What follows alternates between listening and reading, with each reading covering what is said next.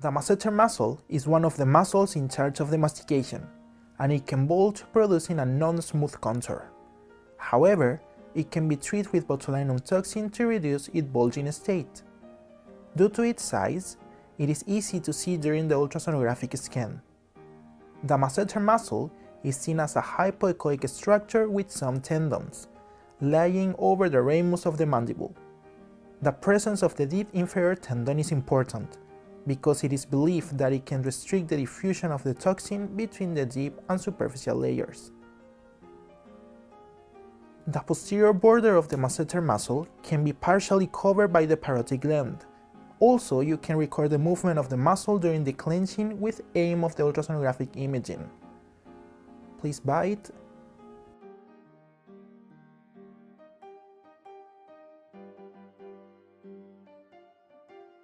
At the temple region, several procedures are performed, such as filler injection for correction of the hollow temple or the insertion point for threading lifting. However, there are some anatomical structures that we must consider before starting any of those procedures. The superficial temporal artery is located in the superficial temporal fascia, and it runs between the tragus and zygomatic arc to then branch off into the frontal branch and the parietal branch. Those branches could be located in the region where most of the above-mentioned procedures are performed, becoming vulnerable to damage by a needle.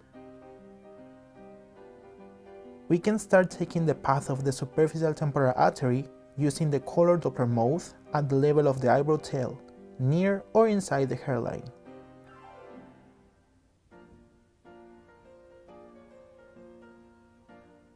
And then, to confirm, we will take the vessel with the aim of the pulse wave Doppler. Yes, that's the typical sound of an artery. So now we just confirmed that this is a superficial temporal artery. So, in order to avoid blood vessel damage, it's important to take the path of the superficial temporal artery. The glabella can reveal some of the most common signs of facial aging, such as the glabellar lines, or also known as frown lines. So on, several procedures are performed in this region to enhance its appearance. However, one of the terminal branches of the ophthalmic artery, the supratrochlear artery, runs in this area. If we accidentally inject some product into this artery, severe consequences such as screen necrosis, cutaneous granuloma, or even blindness can arise. But don't worry, with the aim of SONO-Finder, you can avoid the vessel and get the best outcomes. We can take as reference the medial end of the eyebrow and around 1 finger width above the orbital rim to start the examination. Once we found the location of the vessel, we can move to the pulse wave Doppler mode to confirm whether it's an artery or vein. Yes, this is the sound of an artery, in this case the supratrochlear artery. The supratrochlear artery can be placed near or beneath the glabellar wrinkles, so you can ask your patient to frown and then examine the wrinkle area.